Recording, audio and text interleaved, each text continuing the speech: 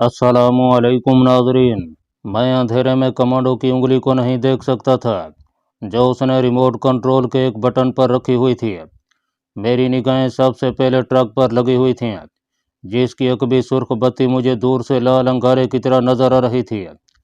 अचानक एक शोला सा भड़का, एक बिजली सी चमकी और फिर एक धमाके की गूंज सुनाई दी। पहला ट्रक उड़ चुका था।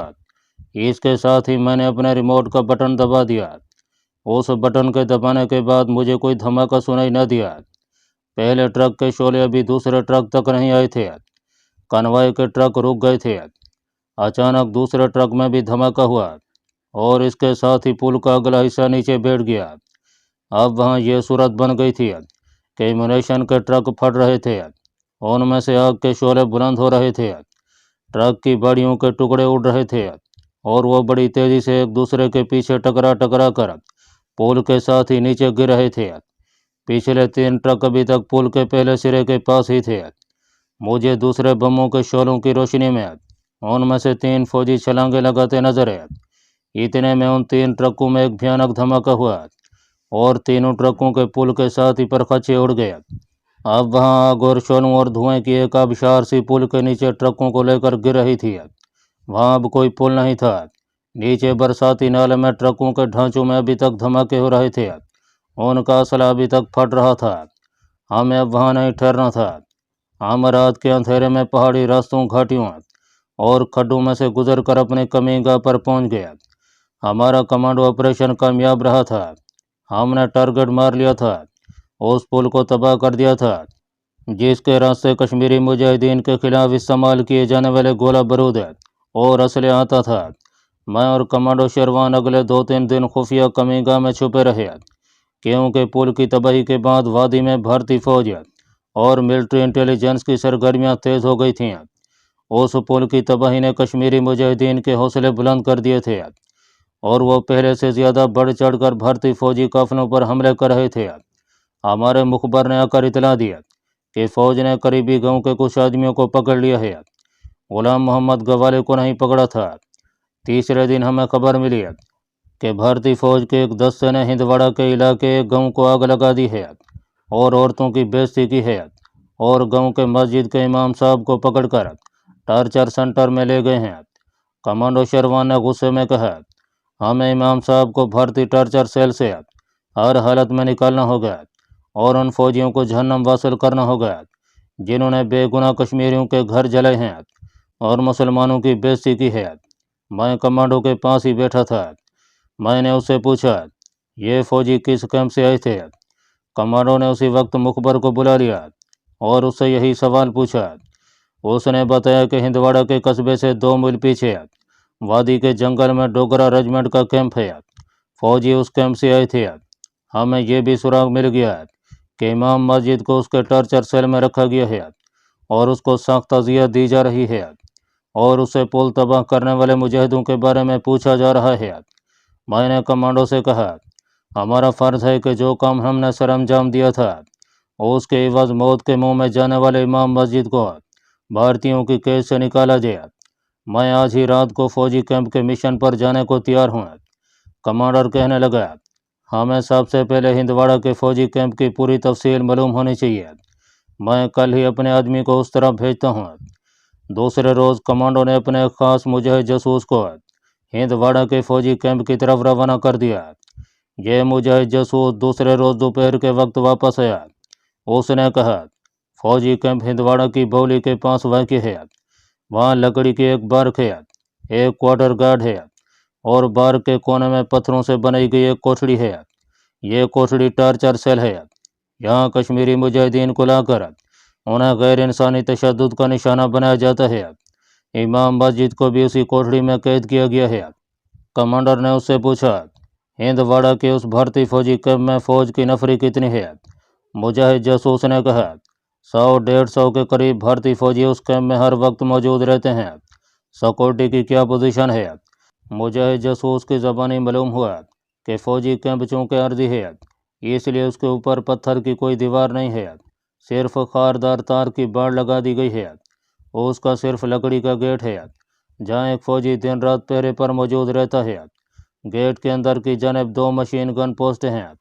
क्वार्टर गार्ड के बाहर फौजी गाड़ियों के खड़े होने की जगह है और रात को कैंप के गिर्द 2-3 फौजी डोगरे गश्त लगाते रहते हैं। कमांडो ने मेरी तरफ देखा और कहा, हमें आज ही रात अटैक कर देना चाहिए।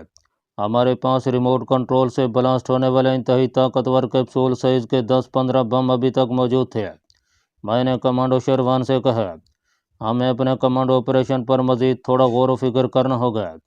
आज रात का प्रोग्राम हमें मुलतवी कर देना चाहिए। कमांडो शेरवान भी सोचने लगा। उसको महसूस हुआ कि वाकई इस मिशन के लिए जुर्रत और दिलेरी के साथ साथ अक्लमंदी की भी ज़रूरत है और हमें पूरी मनसूबाबंदी करके कमीनगाह से निकलना चाहिए। दूसरा, सारा दिन हम हिंदवाड़ा फौजी कैंप के बारे में गौर व फिक्र करते रहे। इस दौरान कमांडो ने अपने एक मुजाहिद को, जो बेहतरीन फोटोग्राफर भी था, हिंदवाड़ा के भारतीय फौजी कैंप की तस्वीरें उतारने के लिए भेज दिया। ये मुजाहिद रात को वापस आया। वो कश्मीरी चरवाहे के भेष में 2 भैंसें लेकर फौजी कैंप के आसपास भैंसें चराता रहा और खुफिया कैमरे से तस्वीरें भी उतारता रहा। उसने 15-20 तस्वीरें उतारी थीं। उन तस्वीरों की रोशनी में हमने हिंदवाड़ा फौजी कैंप का एक नक्शा तैयार कर लिया और सारी मनसूबाबंदी कर लिया कि हमें किस तरफ से उस भारतीय फौजी कैंप में दाखिल होना होगा और वहाँ क्या कुछ करना होगा।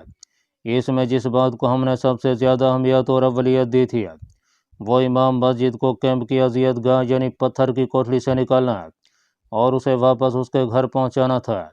ये मिशन कोई आसान मिशन नहीं था। हमें दुश्मन के मोर्चों में घुसकर मौलवी साहब को निकालना था।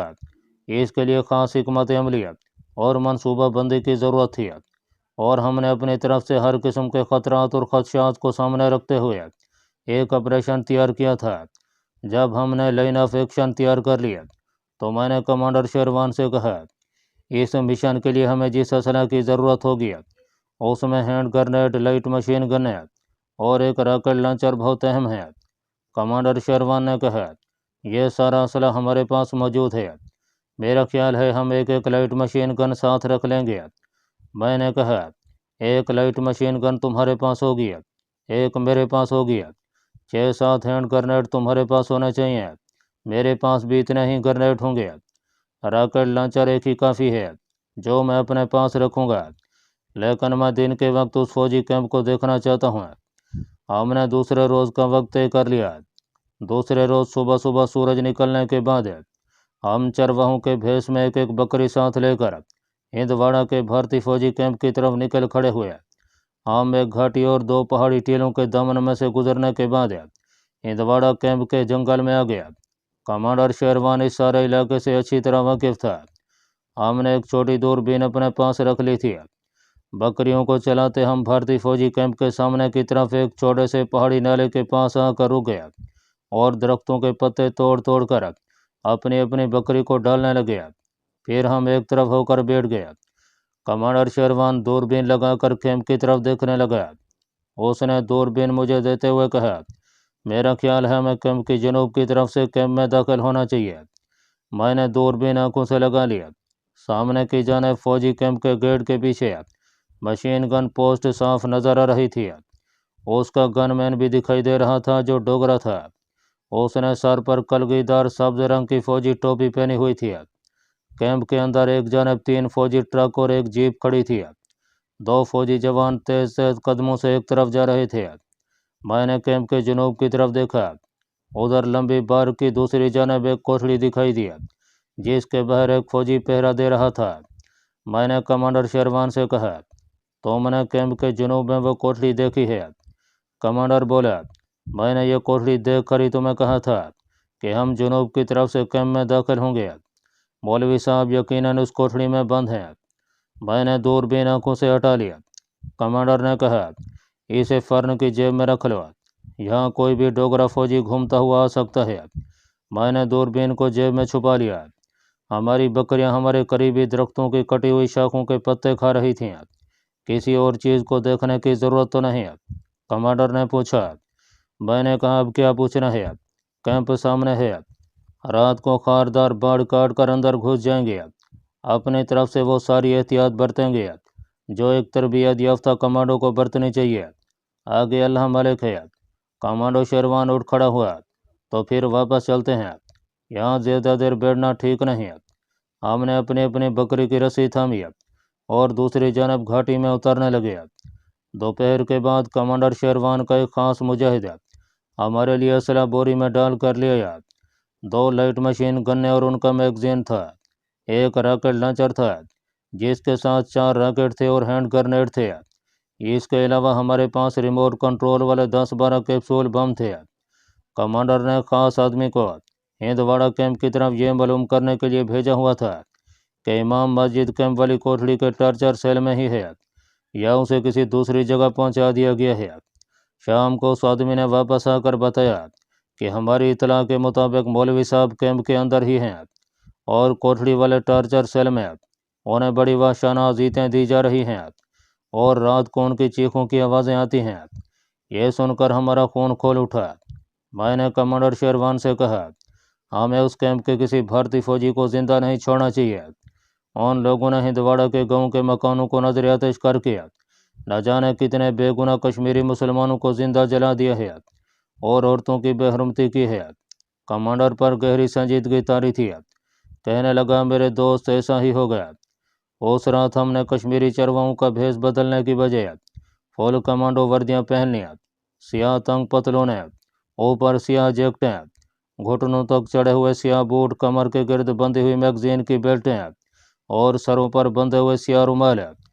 हमने अपने चेहरों पर सियाह रंग की लकीरें डाल ली थीं। एक मुजाहिद कमांडो हमने अपने साथ ले लिया था। देहाती कश्मीरी के लिबास में था। हम रात के अंधेरे में खच्चरों पर बैठकर अपने मिशन पर निकल खड़े हुए।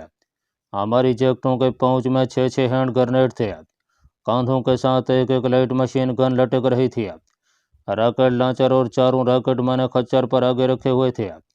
कमांडर शेरवान की जैकेट के पाउच में 12 कैप्सूल वाला पैकेट और रिमोट कंट्रोल भी था। इसके अलावा मेरे पास भरा हुआ साइलेंसर वाला रिवॉल्वर और एक कमांडो चाकू था। एक पिस्तौल कमांडर शेरवान के पास था।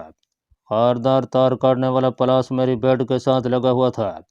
वो रात बड़ी अंधेरी थी। आसमान पर तारे बादलों में छुपे हुए थे। पहाड़ी रास्तों पर तरीकी छई हुई थी। हमारे खच्चर आहिस्ता आहिस्ता हिंदवाड़ा के भारतीय फौजी कैंप की तरफ चले जा रहे थे। कमांडर शेरवान का खच्चर आगे था, उसके पीछे मेरा और मेरे खच्चर के पीछे अपने मुजाहिद का खच्चर था। हिंदवाड़ा तक का पहाड़ी इलाका मेरे लिए कोई नया रास्ता नहीं था। मैं इससे पहले भी इस इलाके में कश्मीरी हुर्रियत परस्त मुजाहिदों के साथ मिलकर भारतीय गासे फौजियों के खिलाफ कई कामयाब मार्के लड़ चुका था और कमांडर शेरवान तो रहने वाला ही इस इलाके का था। अपनी खुफिया कमीगाह की पहाड़ी से निकलने के बाद हमने रात के अंधेरे में खच्चरों को बाएं जानिब एक वादी को जाने वाली पगडंडी पर डाल दिया। कश्मीर की खूबसूरत जन्नत नज़ीर पहाड़ियों की ढलान और दूर नीचे वादी में कहीं कहीं किसी गांव की बत्ती टिमटिमाती नजर आ रही थी। हम खामोशी से चल रहे थे। कभी कभी ज़रूरत के वक्त कोई बात कर लेते थे। पहाड़ी पगडंडियाँ और रास्ते गैर हमवार होते हैं और उन पर खच्चर ही आसानी से चल सकते हैं। यहाँ पर घोड़ों के पांव भी फिसल जाने का खतरा होता है। पहाड़ी खच्चरों को इन घाटियों और पहाड़ी ढलानों में चलने की आदत होती है। हमारे चारों तरफ खामोशी छाई हुई थी। पहाड़ों की ठंडी हवा के झोंके किसी वक्त हमें छू कर गुजर जाते थे। एक वादी और एक पहाड़ी दर्रे में से गुजरने के बाद सामने हिंदवाड़ा की वादी और वादी का जंगल शुरू हो गया। ये जंगल मैदानी जंगलों की तरह नहीं था, ये पहाड़ी जंगल था जहाँ ढलानों पर और बाहर को निकली हुई चट्टानों पर भी दरख्त ही दरख्त उगे हुए थे। एक जगह पहाड़ी चश्मा बह रहा था। करीबी ढलान पर धान के खेत थे जो छोटी छोटी सीढ़ियों की तरह बने हुए थे।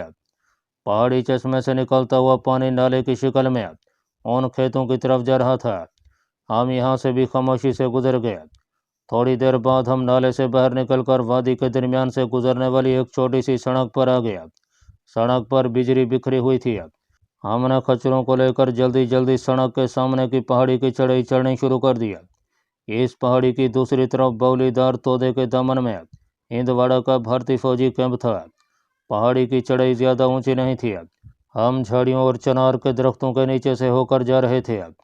पहाड़ी की चोटी पर आकर दूसरी तरफ उतरने लगे तो कुछ फासले पर नीचे बौली के बुलंद तोदे के पहलू में हमें हिंदवाड़े के भारतीय फौजी कैंप की रोशनी नजर आने लगी। हमारे खच्चर संभल संभल कर उतर रहे थे। जब ढलान ख़त्म हो गई और हमें ज़मीन पर कितने ही कटे हुए दरख्तों के तने इधर उधर पड़े नजर आए तो कमांडर शेरवान ने अपना खच्चर रोक कर हमें भी अपने मुंह से एक परिंदे की हल्की सी आवाज़ निकाल कर रुकने का इशारा किया। मैं और मुजाहिद अपने खच्चरों पर बैठे कमांडर शेरवान के पास आकर रुक गया। कमांडर शेरवान ने आहिस्ता आवाज़ में कहा, हम टारगेट पर पहुंच गए हैं, अब हम में से कोई नहीं बोलेगा, हम सिर्फ मखसूस इशारों में बात करेंगे। हमें खांसी और छींक को मुंह में कपड़ा डालकर रोकना होगा। कोई सवाल, कोई एतराज़? मैंने और अपने कश्मीरी मुजाहिद ने हाथ ऊपर उठाकर आहिस्ता से कहा, कोई सवाल नहीं, कोई एतराज़ नहीं। कमांडर शेरवान ने आहिस्ता से कहा, गो गो, और हमारे खच्चर एक दूसरे के पीछे चलने लगे। अभी हमने एक दूसरे के दरमियान फासला नहीं डाला था, अभी इसकी ज़रूरत नहीं थी। हमारी आंखें रास्ते के घुप अंधेरे की आदी हो गई थीं और हम एक दूसरे के जिस्मों के खाके आसानी से देख रहे थे। कमांडर शेरवान को मालूम था कि उसे किस तरफ जाना है, मगर उसने मुझे भी बता दिया था कि कमांडो एक्शन फौजी कैंप के किसी खास हिस्से से शुरू किया जाएगा जहां दरख्तों के कटे हुए तने ज़मीन पर बिखरे पड़े थे। हम उनकी दूसरी तरफ से होकर गुजर गए। ये दरख्त भारतीय फौजियों ने वादी में अपनी फौजी बरके बनाने के लिए बेदर्दी से काट डाले थे। फौजी कैंप की रोशनी करीब आती जा रही थी। इस जगह पहुंचकर कमांडो शेरवान और मैं और हमारा साथी कश्मीरी मुजाहिद खच्चरों से उतर पड़े। हम खच्चरों की बागें थामे पैदल चलने लगे। एक खुश्क बरसाती नाला आ गया, उसमें रोड़े और पत्थर बिखरे हुए थे। हम उसमें से भी गुजर गए। नाले के दूसरे किनारे से बाहर निकलकर देखा, फौजी कैंप के जनूबी हिस्से की खारदार बाढ़ हमसे बमुश्किल 20-25 कदमों के फासले पर थी। बाढ़ की दीवार ज़मीन से 10-15 फुट बुलंद थी। उसमें खारदार तार के गुच्छे नहीं थे, बल्कि खारदार तार को खींचकर ऊंची दीवार सी बना दी गई थी। एक तरफ लकड़ी के खंभे पर बिजली का बल्ब रोशन था। कमांडर शेरवान ने अपने खच्चर की बाग कश्मीरी मुजाहिद को पकड़ा दिया और मुझे भी ऐसा करने का इशारा किया। मैंने भी अपना खच्चर मुजाहिद के हवाले कर दिया। कमांडर ने मुजाहिद को खास इशारा किया। वो खच्चरों को एक तरफ अंधेरे में ले गया। उसे वहां बैठकर हमारी वापसी का इंतज़ार करना था। मैं और कमांडर शेरवान एक बड़े पत्थर के पीछे छुप कर बैठ गए। हम भारतीय फौजी कैंप को गौर से देख रहे थे। सामने खारदार बाढ़ की दीवार थी और बाएं जानिब चंद कदमों के फासले पर फौजी बार की दीवार आकर ख़त्म होती थी। ये भारतीय फौजी बार की अकबी और कोने वाली दीवार थी। हमें जो कुछ करना था वो हम दोनों को पहले ही मालूम था। कमांडर ने मुझे एक खास इशारा किया। इस इशारे का मतलब था कि मैं इस जगह बैठा रहूँ। कमांडर शेरवान जंगली चीते की तरह पत्थर के करीब वाली झाड़ियों के अंदर घुस गया और उसका मिशन यह था कि फौजी कैंप की सकबी दीवार के साथ अंदर की जानिब खड़ी फौजी गाड़ियों, फौजी कमान और क्वार्टर गार्ड की छत के ऊपर कैप्सूल बमों को इस तरह उछाल कर फेंकना था कि वो ज़्यादा से ज़्यादा आगे की जानिब उस जगह पर पहुंच सकें जहां क्वार्टर गार्ड की गाड़ियां खड़ी थीं और फौजी रात की ड्यूटी पर खड़े पहरा दे रहे थे। बम चूंकि कैप्सूल के साइज थे, उनके गिरने की कोई ख़ास आवाज़ पैदा नहीं हो सकती थी। अगर होती भी तो ड्यूटी पर मौजूद फौजियों को यही लगता कि जैसे दरख्तों पर से कोई खुश्क फल या खुश्क मट्टी टूट गिरी है। मैं रात के अंधेरे और खामोशी में पत्थर के पीछे एक बहादुर और जिम्मेदार कमांडो की तरह चौकन्ना होकर बैठा था। मेरी आंखें उकाब की आंखों की तरह सामने और दाएं बाएं अंधेरे में फिजा का जायजा ले रही थीं। किसी किसी वक्त मैं अचानक गर्दन पीछे घुमाकर भी देख लेता था। मेरे एक कंधे पर रॉकेट लॉन्चर लगा था।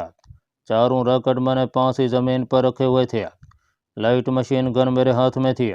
मेरी कमांडो वर्दी सियाह थी। चेहरे की सफ़ेद रंगत को कैमोफ्लेज करने के लिए चेहरे पर सियाह लकीरें पड़ी थीं। सर पर सियाह रुमाल बंधा हुआ था। अंधेरे में सिवाय मेरी आंखों के और कुछ नज़र नहीं आ सकता था। रात गुजरती जा रही थी। फौजी कैंप की तरफ से किसी फौजी की ऊंची आवाज़ में किसी को हाल्ट कहने की आवाज़ आई तो मेरे कान खड़े हो गए। फिर ख्याल आया कि यह हाल्ट कमांडर शेरवान को नहीं कहा गया।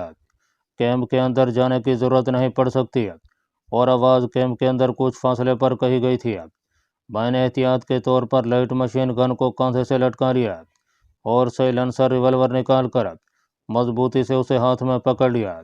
हंगामी सूरत हाल पैदा हो जाते ही रिवॉल्वर के फायर का धमाका पैदा नहीं होता था, क्योंकि इस वक्त हम धमाका खेज फायरिंग पोजीशन में नहीं थे। मैं एक एक सांस गिन रहा था। कमांडर शेरवान अभी तक वापस नहीं आया था। खतरा यही था कि कहीं वो देख न लिया जाए और फौजी उसे गोली न मार दें।